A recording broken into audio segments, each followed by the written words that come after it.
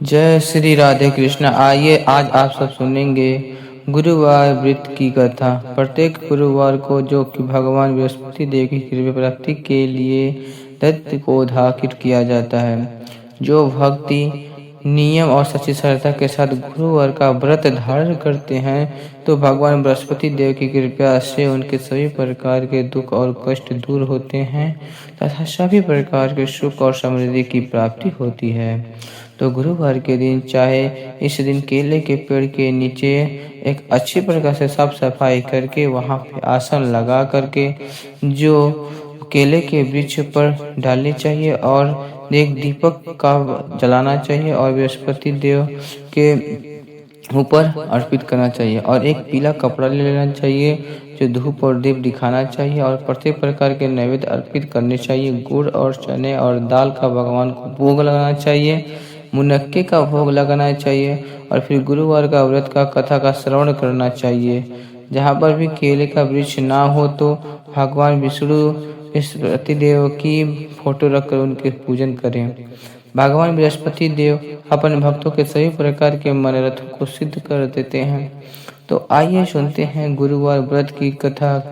तो बोलिए प्रेम से भगवान बृहस्पति देव की जय, भगवान विष्णु की जय, माता लक्ष्मी की जय। कथा के अनुसार प्राचीन काल में एक बहुत ही निर्धन ब्राह्मण रहता था। उसकी कोई संतान न थी। वह नित्य पूजा पाठ करता था। उसकी स्त्री ना स्नान करती और ना ही किसी देवता का पूजन करती थी। इस कारण ब्राह्मण देवता जो कि बहुत दुखी रहते थे और अपने पति को बहुत समझाते थे किंतु उसका कोई परिणाम नहीं निकलता था। भगवान की कृपा से ब्राह्मण को यह एक कन्या उत्पन्न हुई। कन्या बड़ी होने लगी। प्रातः स्नान करके वह भगवान विष्णु का जप करती, बृहस्पतिवार का व्रत भी करने लगी। पूजा पाठ समाप्त कर जब पाठशाला जाती तो अपने मुट्ठी में जौ भरकर ले जाती थी और पाठशाला के मार्ग में डालती हुई जाती थी।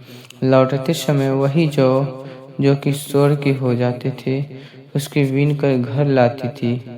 एक दिन वह बालिका सूप में उन सोनों के जौ को फटक कर साफ कर रही थी।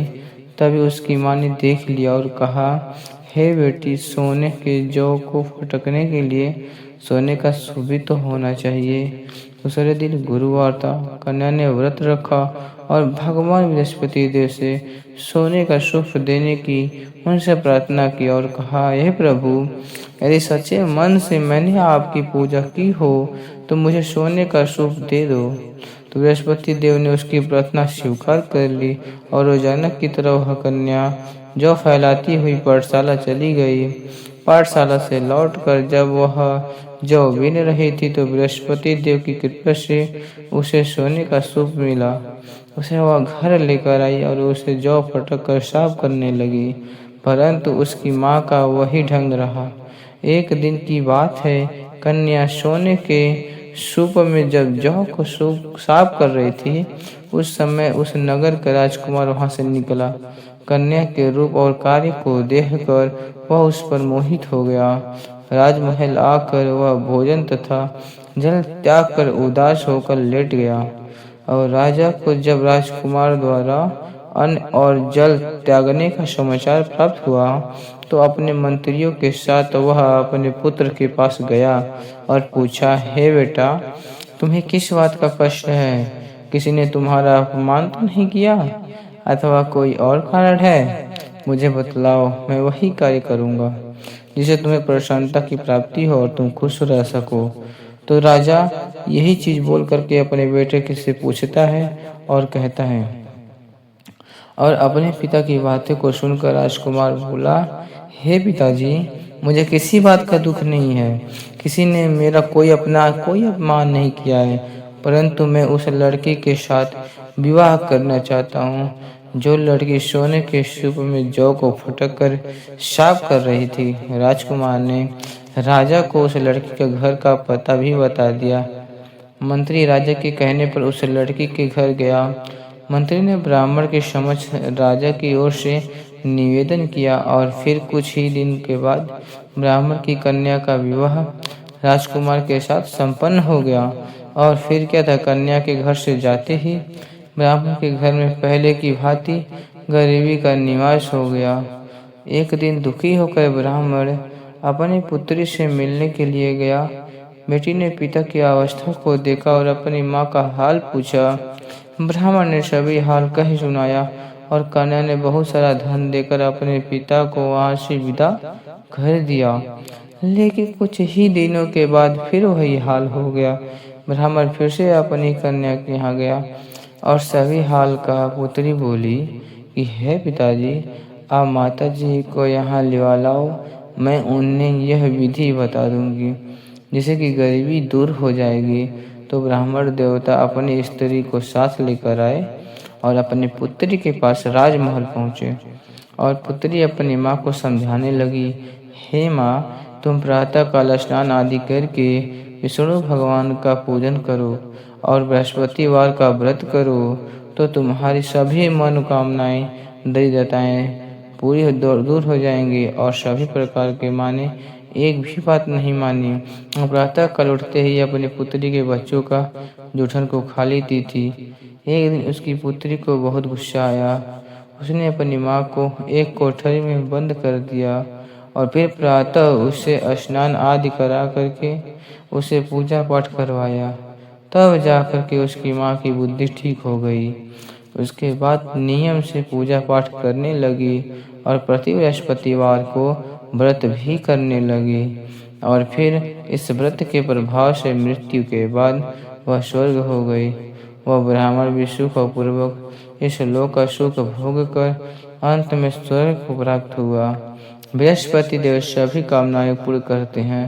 जो सद्भावना पूर्वक बृहस्पतिवार का व्रत करते हैं एवं कथा पढ़ते हैं अथवा सुनते हैं और दूसरों को भी सुनाते हैं, बृहस्पति देव उनकी सभी मनोकामनाएं पूर्ण करते हैं और उन सदैव उनकी रक्षा करते हैं। जो संसार में सद्भावना के साथ गुरुदेव का पूजन कर एवं व्रत सच्चे हृदय से धारण करते हैं, उनकी सभी कामनाएं वैसे ही पूर्ण हो जाती हैं जैसे सच्ची भावना से राजा और रानी बृहस्पति देव की कथा का गुणगान किया था। उनकी सभी इच्छा बृहस्पति देव पूर्ण की। इसीलिए सबको कथा सुनने के बाद प्रसाद लेकर जाना चाहिए और हृदय से उनका मनन करते हुए जयकार बोलना चाहिए। तो बोलिए प्रेम से भगवान बृहस्पति देव की जय, भगवान विष्णु की जय, माता लक्ष्मी की जय, देवता की जय।